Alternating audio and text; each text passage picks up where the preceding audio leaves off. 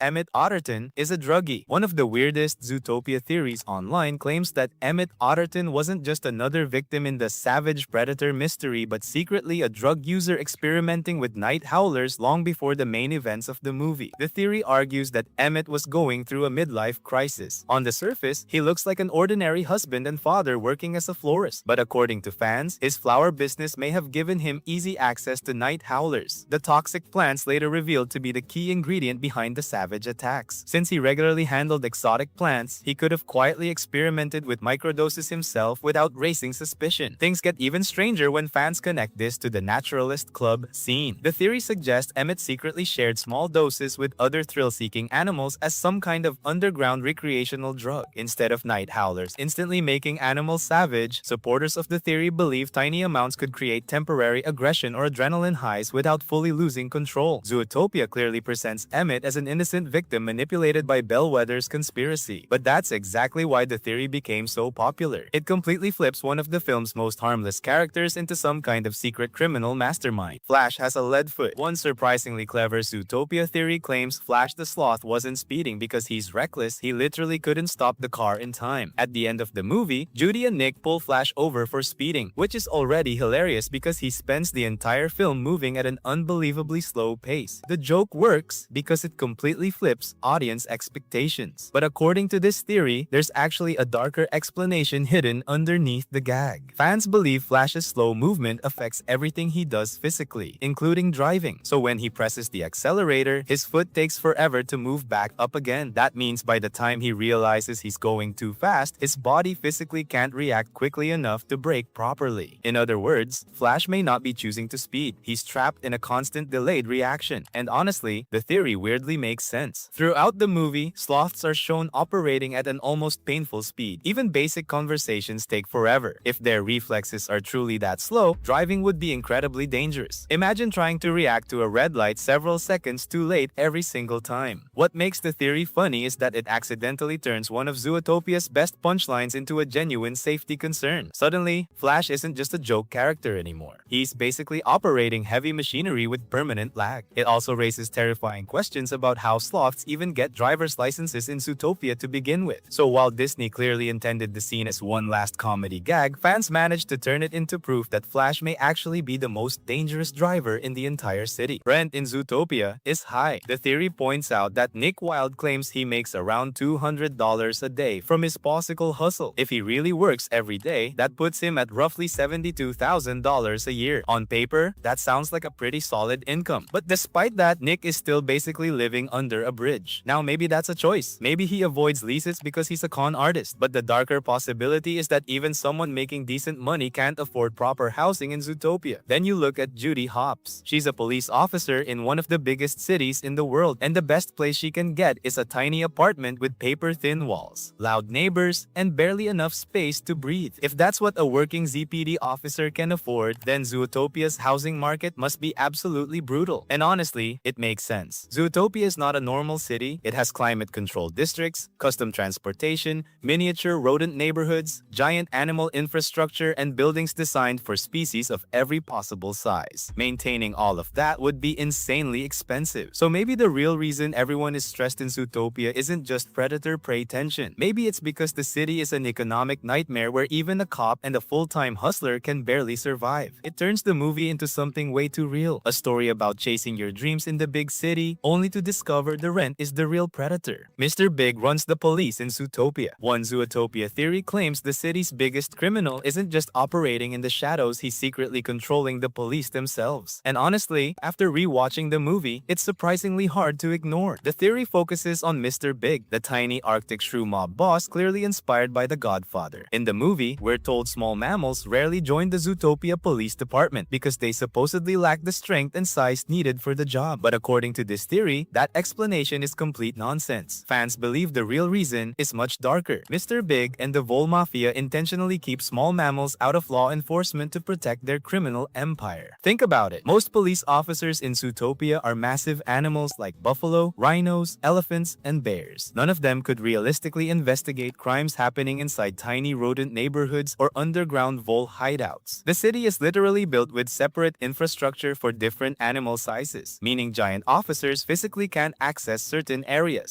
If small mammals controlled organized crime, banning tiny officers from the force would be the perfect way to avoid getting caught. That's where Judy Hopps changes everything. She's one of the first smaller mammals to successfully break into the ZPD, and almost immediately she starts uncovering corruption, conspiracies, and hidden criminal activity. Fans think Mr. Big initially sees Judy as a threat until she saves his daughter and earns his respect. What makes this theory so interesting is that it actually fits Zootopia's themes about systemic bias and institutional control. The movie already shows how prejudice shapes society, so the idea that organized crime manipulated the police hiring system doesn't feel completely impossible. It turns Mr. Big from a funny parody character into someone who may have been running the city the entire time. Why there's no cats and dogs? In a world filled with every kind of mammal imaginable, it's strangely suspicious that the two most common domesticated animals are basically missing. According to this theory, Zootopia takes place long after a massive animal uprising known as the Great Purge. Fans believe humans once existed in this universe and used animals as pets, workers, and servants. Eventually, the animals revolted against humanity, leading to a brutal war that completely wiped humans out. But in the process, dogs and cats were nearly exterminated too because they were viewed as traitors loyal to humans. That would explain why modern Zootopia has evolved cities, trains, law enforcement, and technology that feels strangely human despite humans never being mentioned. The theory suggests animals inherited civilization after overthrowing mankind. Fans also point out how the movie carefully avoids referencing humans at all. Characters wear clothes, use phones, drive cars, and even have organized governments, yet nobody ever asks who originally invented any of it. According to theorists, that silence is intentional because humanity became a forbidden part of history. The funniest part of the theory involves the UK-exclusive news anchor, a corgi reporter. Since dogs are supposedly extinct in this timeline, fans jokingly claim he survived because he defected during the revolution, earning the nickname Benedict Arf Old. Zootopia's one-child policy. One of the darkest Zootopia theories suggests the peaceful society in the movie only works because the government secretly controls the population behind the scenes. And once you think about it, the numbers become terrifying. The theory starts with Judy Hopps casually mentioning that she has 275 siblings. It's played as a joke, but biologically, rabbits reproduce extremely fast. In the real world, predator populations naturally keep prey populations under control. But in Zootopia, predators no longer hunt prey. That means species like rabbits would multiply at an absurd rate with almost nothing stopping them. Now imagine millions of prey animals reproducing freely in a massive city. Food shortages, overcrowding, unemployment, and resource collapse would happen almost immediately. The entire balance of Zootopia would completely fall apart within a few generations. That leads to the theory's horrifying conclusion: the government must secretly regulate breeding. Fans compare it to a darker version of China's one-child policy, where certain animals may be restricted from having too many children in order to prevent overpopulation. Some theorists even speculate that unwanted animals are quietly relocated or removed from society entirely. And honestly, the movie accidentally supports parts of this idea. Just look at what happened at the reptiles in Zootopia 2. Suddenly, Zootopia isn't just a peaceful utopia. It's a society that may only survive because someone behind the curtain is making brutal decisions no one talks about.